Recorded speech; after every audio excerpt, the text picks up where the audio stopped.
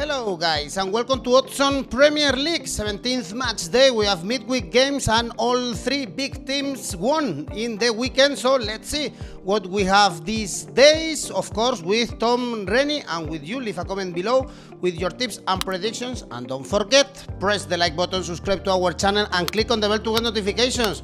And now let's go on with the show.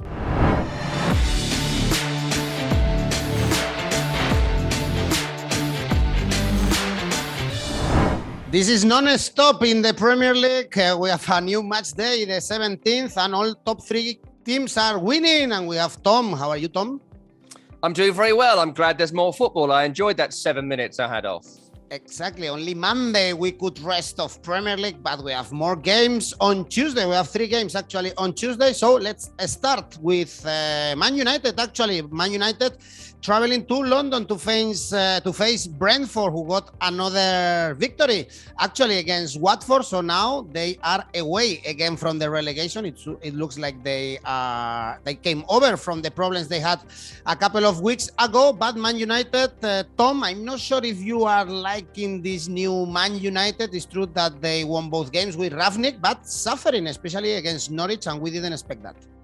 Yeah, I mean, let's start first with Brentford briefly, because Friday night football was a fantastic result for them against Watford.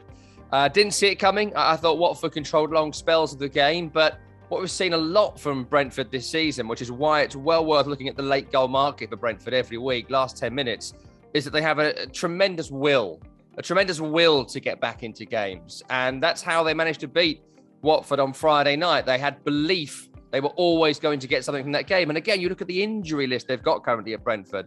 Aya, Jorgensen, Tony still missing with COVID, Kanyos, Raya, Pinnock, De Silva, one or two others. That's maybe 6 of players that would start in the game against Watford on Friday and against Man U on Tuesday. But they have enough to believe they can get something from games, and they deserve to win in the end against Watford. Against Manchester United on Tuesday, I was doing the Man United game against Norwich on Saturday, and I was not impressed at all. How could anyone have been impressed by Manchester United? Marcus Rashford's not a striker. Another manager's come in and tried to make that happen. It's not a thing. Stop trying to make fetch happen, Gretchen. It's not going to happen. So you've got to get Greenwood alongside Ronaldo, because Greenwood is a striker and Rashford isn't. Bruno Fernandes looks a bit lost at the moment positionally, not quite sure what he's trying to achieve in this Manchester United team, being shunted out to a wide position. But the funny thing is, for other players, it's going great. Fred looks brilliant. He looks fantastic in this team right now, finally playing in a position where I think he's got a bit more freedom to be a central midfielder and not a defensive midfielder. And his impact on the game is growing. His confidence is growing. So I thought he's been playing really well. Same with McTominay as well. So some players are benefiting from Rangnick. Others certainly are not. But it's true to say that unless Ronaldo was canny, unless he was someone who played, how many games he played? 8 million? You know, he's played so many games, he knows how to win a penalty, he knows how to manipulate a situation. And he manipulated 21-year-old Max Aarons on Saturday, got that penalty, and that's why they won the game. Without that, they would not have beaten lowly Norwich. So it's not quite clicking as yet. To this game, United favourites, but not big favourites, which tells you a lot. You're looking around 4-1, 5-1 for Brentford, around 2-1 for Manchester United. But Brentford well within a shout here. But I've been looking at the draw market. The draw market is around 4s. And Brentford have a superior will to Manchester United. United have the quality, but Norwich showed if you're willing to fight Manchester United, you can get something in it. So I'd be looking at the draw. I'd be looking at Man United to win, but low scoring. And as ever with Man United, if they are going to get something, Ronaldo scores. So double all your results up with a Ronaldo goal, and there's money to be made. If Man United wins, actually, they will slip in the top 4. But right now they are 5th. West United are in Champions League spots. Then we have Norwich, Aston Villa, and checking the odds for this match day. If I follow your strategy all over this Premier League season, actually backing Aston Villa give us good odds, 2.35. They got a defeat against Liverpool, but they compete, of course, so why not going for these great odds? No, I would say 2.35. Yeah, take it, absolutely. I'll be back in Aston Villa to win this game. Briefly on Norwich, I was impressed by them actually against Man United, as I mentioned. Kenny McLean, really impressive. I really like the performance of Dimitri Yanoulis, who played at left back. I thought he was really, really impressive. One or two other really good performers in there as well for Norwich City. But who's going to score the goal? How do they work it through the thirds? That final ball was atrocious from Norwich. And that's why they were unable to score against Manchester United. For Aston Villa, I think they should have had a penalty at Anfield when Alisson clearly fouls Danny Ings, wasn't given. I think the penalty given to Mo Salah was fair, but one of those harsh ones. And it took that to beat Aston Villa. It took that to get the ball past Emi Martinez, who again has been outstanding for Aston Villa in goal. So looking to this game, don't back Norwich to win. I always say that. Don't back Norwich to score. I don't always say that, but I'll go with that now. Aston Villa to win without conceding at least 2 goals in this game. And back the clean sheet for Emi Martinez, because Norwich have not got what it takes to beat this Aston Villa goalkeeper.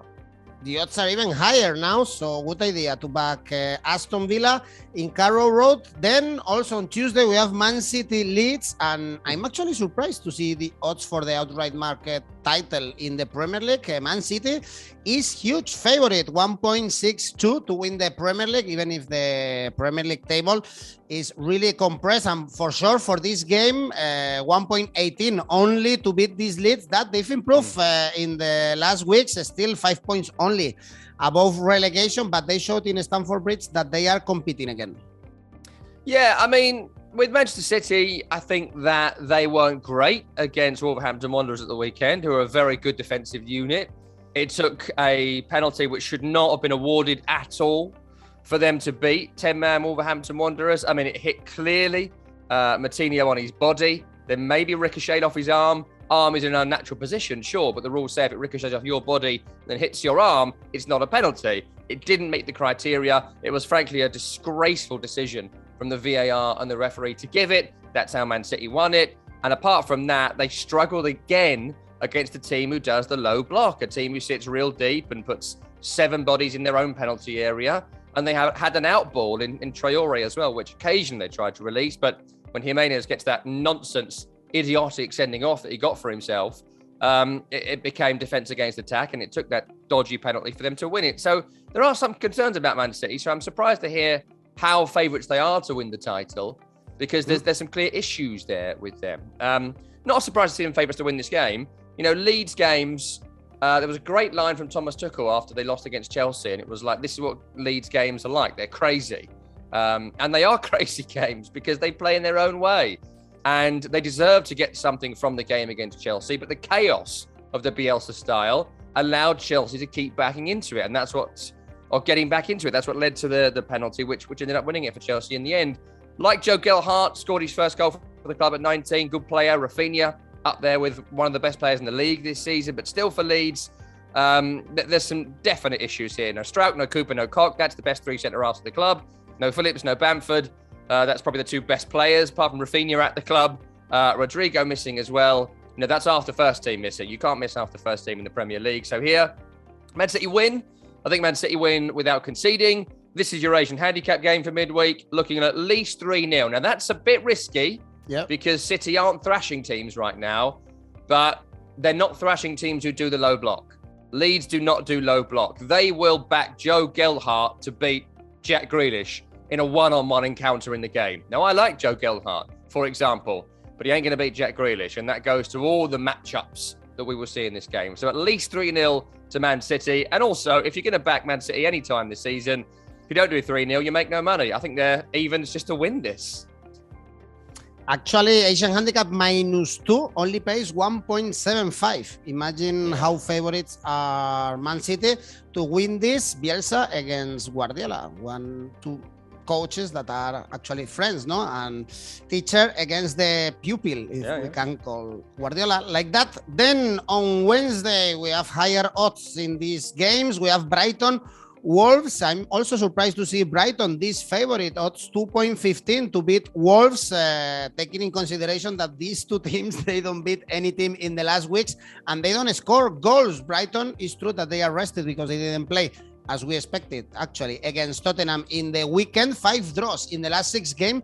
This smells like a draw.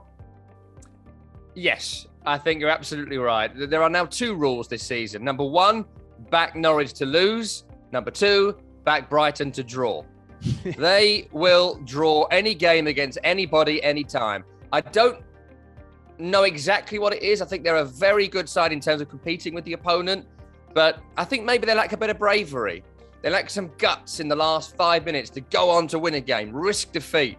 I think Graham Potter is a bit of a respect the point kind of guy, which would probably make him quite a good tournament manager in some ways, but I'm not too sure he is going to be a top manager without having that little bit of risk it all to win, bet it all on a game of pitch and toss, and I don't think he has that in him, and that leads Brighton to lose or draw a lot of games.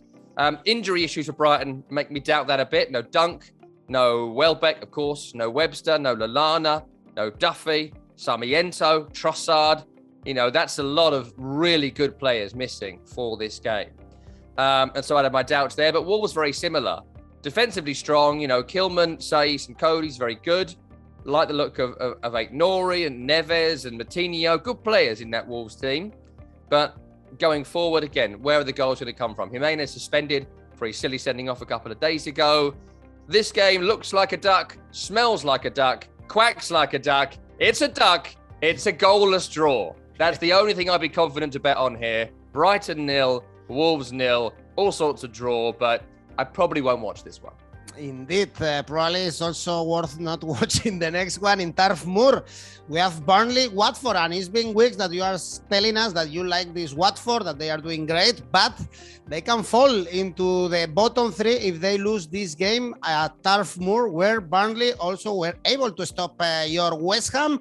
What do you expect here? I guess not a lot of goals. I don't expect goals. I expect a lot of tension and drama and not a great deal of quality, truth be told. Look, Burnley did their Burnley thing. I feel like I say this to you every week, but this is what they do every week.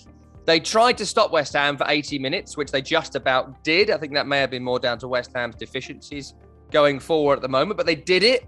And in the last 10 minutes, they pressed to try and get a winner, which they very nearly did with a late chance for Jay Rodriguez. But Burnley don't look much of a proposition this season. They won't win more than 8 games. Now, they're going to be real close this year. They're going to be real close to going down, Burnley. Every single game is a battle, but there isn't a great deal of quality there. I think Max Cornet might come back in. He just missed the West Ham game.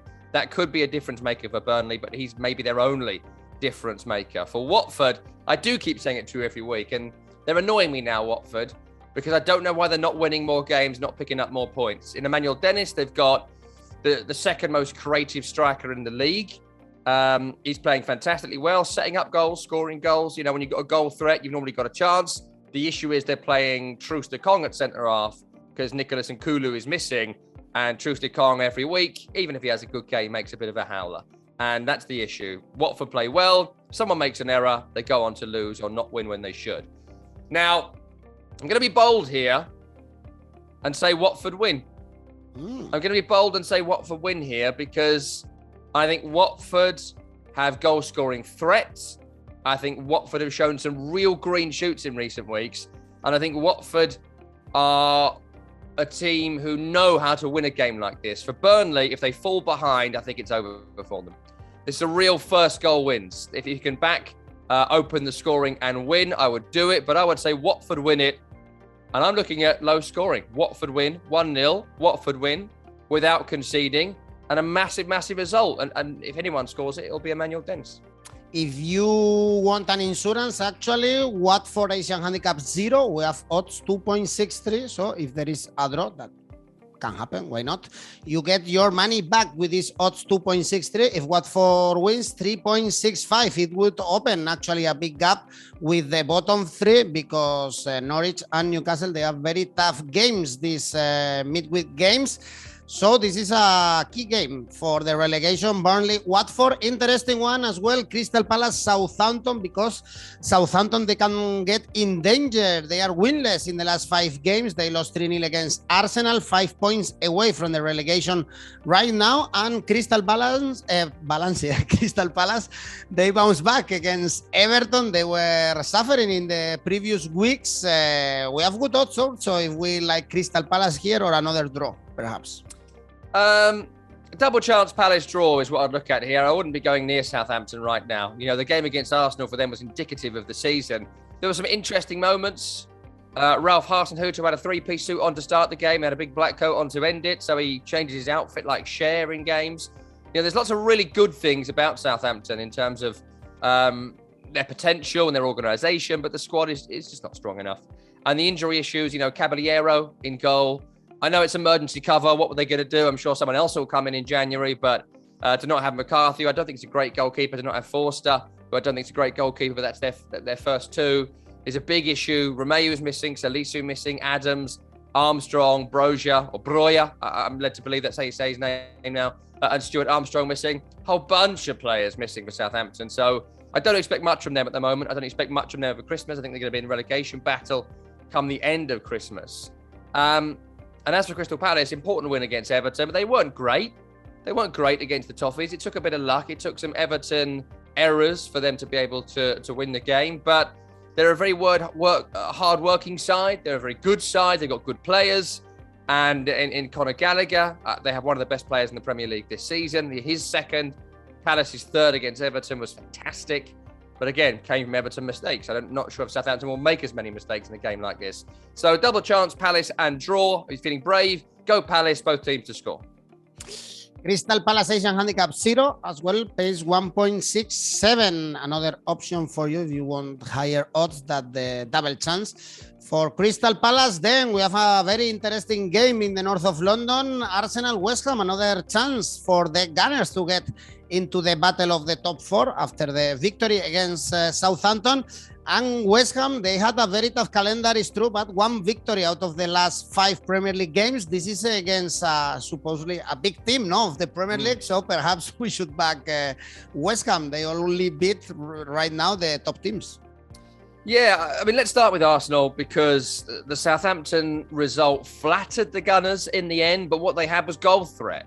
And I talk about this a lot with teams. What's their plan to score a goal? Their plan to score a goal was basically the first goal against Southampton. Have the ball with the goalkeeper, within 8 passes, score a goal. It was a perfect Arteta goal from Ramsdale, who nearly lost it in his own penalty area, to Lacazette scoring. It was about 8 passes in 20 seconds. It was a fantastic goal. And I think they look better without Aubameyang. Aubameyang being banned for disciplinary issues for the second time. He needs to be sold, need to move on from him. I think Lacazette's a better fit for what Arteta's trying to do. And we saw that against Southampton. Though defensively, I've still got my doubts. Ramsdale has to make a lot of saves. He has to make a lot of saves for this Arsenal team because they've got holes all over the back line. The midfield, I think, is still a bit weak. Not a big fan of Thomas Partey. Not sure this league's for him. Not the biggest fan of Ben White at centre-half. Do like Tomiyasu. Do like Tierney. Do like Ramsdale. So green shoots of Arsenal, but still not their absolute best yet. But they're certainly going in the right direction. For West Ham, I think similar to Arsenal this season. Some really good moments, some pretty rough moments. You mentioned the recent form. They beat Liverpool. They beat Chelsea and scored 3 goals against both of those teams. Couldn't beat Brighton. Lost against Wolves. Couldn't score against Burnley. It's crazy, right? It's crazy. It's very much what used to happen to Arsenal all the time. It's now kind of been inherited by this West Ham team. Look, West Ham is still overperforming. They're performing at their maximum a lot. And sometimes when it drops, you get games like the Burnley game where Benrahma, Antonio and Bowen weren't at their best. And they drop points there. You heard it from David Moyes post-game. I know the levels of these players. I expect them every game. And he didn't get them in the game against Burnley. But I think he will get them here. I think he will get a top performance from these West Ham players because they will know it's a big game. Declan Rice is sensational. Him and Souček have a tremendous balance. I don't think Dawson and Diop are a great central defensive pairing. Obviously, not in the same league as Ogbonna and Zuma, but they have a good balance to them. One is left-footed, one is right-footed. They look better with that pairing than they did with Dawson and Zuma, for example, because they both play in the same position. So the players are playing in their right position here. Cresswell should be back, which will make a massive difference to West Ham because he actually can set up Antonio, whereas others have struggled to do so. That being, this is a tough one. This is such a tough game. I think that the most likely outcome is a draw. I think the most likely outcome is both teams score in this game. I think both will have spells in this game where they're on top. You get the draw for about 4-1. I think I'd make Arsenal just about slight favourites. So I think the bookies do. Around 2.5 for Arsenal, around 3 for West Ham. But I just think West Ham are so hard to beat. They're such a hard team to beat. And with a better midfield than Arsenal, which I think they have, an equivalent defence to Arsenal, which they have, but a worse attack than Arsenal, on current form, I think that the most likely outcome was a draw with both teams scoring, but I wouldn't go higher than 1-1. Okay, draw 3.76 right now. Both teams to score 1.75. Doesn't pay bad, actually. Both teams to score, so can be our option. Then on Thursday, we have 3 good games. Leicester, Tottenham. Finally, Leicester getting a good victory after the Europa League disappointment, 4-0 against Newcastle. And the Spurs is a big question mark, no? Because, of course, the last 2 games against Rennes and Brighton were cancelled, postponed. So we don't know how they are. Yeah. With Leicester, massive win against Newcastle. Would they have got it without that dodgy penalty? I don't know. The first goal always so crucial in games like that, but they did. They went on to smash them. Good to see Tielemans come back in. Good to see Maddison hit some form. That's going to be crucial for Leicester. And they found a way to win without Jamie Vardy as well, which we've spoken about a lot and everyone's spoken about for 10 years pretty much.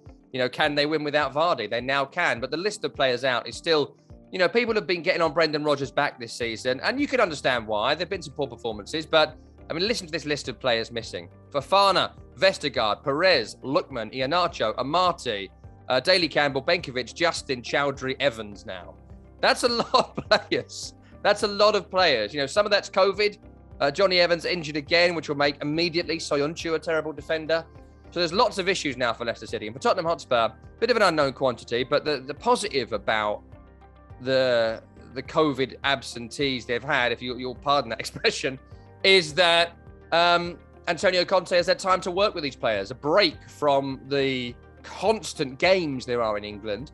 And even if he's not been on the training pitch with them, time to think about what he's going to do, time to assess players, to really work out what he wants to do. And I expect a big performance here from Tottenham. I expect a big comeback performance. Now, look, in terms of COVID, we don't know who's going to come back. So that makes it a risk. But if we work on the assumption that Heung-min Son, Oliver Skipp, Reguilon, those that apparently had COVID are back, Lucas Moura, 2 or 3 others. If they can put out a strong team here, Tottenham, I expect Tottenham to win. I expect Tottenham to go to Leicester City and win because they just have more players back. And those that haven't had COVID have had a 2-week rest and Antonio Conte has been able to think it through. And so I would take Tottenham here. Both teams scoring it. Topsy-turvy game. I'd be looking for the goal to have over 3 goals in it. I really fancy this game to be entertaining, but I think Tottenham will take it with all the caveats that I haven't got a clue who's going to play. Nobody does. Good odds if we are back in the Spurs. By the way, it's a nightmare, I guess, spending 2.5 weeks with Antonio Conte in the same training pitch. Poor guys. And Tom, if you also expect goals, over 3 goals in this game, 2.3 are the odds. Another option for you. And before I mentioned that Man City odds for winning the Premier League title were very low, and Chelsea odds to win the Premier League are very high, in my opinion. 6.0, probably. The bookies don't like the latest performance of the Blues. They are struggling and they are conceding a lot of goals, something very strange in this Tuchel team. Luckily for them, they are meeting the Toffees now, so I guess we shouldn't expect them to drop points. No, I wouldn't back Everton here, absolutely. Chelsea to win will be my tip. With Chelsea, I've been at a few of their recent games, obviously watched them on TV as well. Poor against West Ham for long spells. Very poor against Man United creatively. I think the issue is that they are creating chances, but who is taking those chances? At the moment, they're playing like a side that need a centre forward, but Lukaku wasn't proving to be that forward before he got injured, and now he's come back from injury. Tuchel doesn't fancy him for whatever reason. Is it caution, or is it the fact that Lukaku wasn't doing it beforehand? They looked better last season before they signed Lukaku. They look better as a unit with Kai Havertz up there. Maybe that's in Tuchel's thinking. So it's something he needs to solve because, again, Chelsea do not win the Premier League unless Lukaku scores 20 goals. And at the moment, he can't get on the pitch to score a goal, which is fascinating at the moment for Chelsea. Defensively as well, you know, everyone's wanging on about how good Antonio Rudiger is. Antonio Rudiger is the least disciplined player in the country. He just runs about doing his own thing. He's basically a new David Luiz. When he does good things, he's like, oh yeah, he's a brilliant specimen of a footballer, great athlete, you know, and he's incredibly aggressive. And so he wins stuff. But then you're like, where is he? What's he doing? Why is he up there? You know, they conceded 2 against Leeds and Rudiger was their best attacker. I don't want my centre-half to be my best attacker. I don't need that. So big issues with Chelsea defensively, and you never know what the lineup's going to be. Thiago's in, Thiago's out. Christensen's in, he's out. You know, is it going to be Sarr? Is it going to be Chalobah? I know there's injuries and stuff, but also lots of rotation, which is not quite working. And the midfield issues. No, Conte has been a huge blow all season long for Chelsea. It just feels like the injuries are catching up with him, and he's probably not going to play in this game either. Maybe not until the new year. For Everton, I felt sorry for Rafa at Palace because Richarlison's injured. He's got a calf problem. He couldn't play 90 minutes. He had to take him off. But Richarlison is the only real quality player that Everton have got. But when they took him off at 1-0 down, he's getting booed by the Everton fans. But what could he do? He knew that Richarlison's calf was about to go. If they lose Richarlison for an extended period of time, they are in deep doo-doo, Everton. And Rafa Benitez might not make it to next year as Toffee's boss. This game is going to be a Chelsea win. I wouldn't see him running away with it because Chelsea aren't running away with it right now. Minimum 2-0. 3 if you're feeling lucky, but I don't see any way Everton are going to score a goal. I like Anthony Gordon, but that's about it in terms of players that are going to stretch this Chelsea backline. So Chelsea win, reasonably comfortable, and they don't concede. Chelsea to win 2-0 is 1.9. Actually, I was going to ask you because both teams to score pays 2.5 around, but you don't like that, right? Don't fancy it. Don't see it. I mean, who's going to score for Everton? How are they going to score? It would take a Chelsea balls up, and we do see that quite a lot, but it's not something I bet on. Okay, let's keep then Chelsea to win 2-0, 1.9. And the last game is Liverpool-Newcastle. Well, what to say about Liverpool, no? 7 consecutive victories in all competition. Last one, of course, they struggle a little bit more against Aston Villa, but also, again, checking the outright market, I would put my money on Liverpool to win the Premier League. I like the odds around 4 for them. Now, I guess they should beat comfortably this Newcastle. By the way, they have so tough calendar now. They have Liverpool, Man City, Man United, and Everton. Yeah, this is the run why Newcastle get relegated. This is the run because there's no points coming for Newcastle anytime soon. They were walloped by Leicester a couple of days ago, and they played okay. And when you're losing games heavily, the performances drop and the results keep on coming. Look, Liverpool win this massively. This is at least 4-0. You know, that they came up against a Villa team at the weekend who are very well organised, who are fighting for a new manager, and maybe could have got something from it. I just don't think Newcastle are going to be capable of having that defensive solidity for 90 minutes. There's a chance here that half-time could just be 1-0 or 0-0. And it's a frustrating first 45. In the second half, as it goes on, Newcastle can't really make any changes of quality. Liverpool can. I expect Liverpool to press and press and press and press.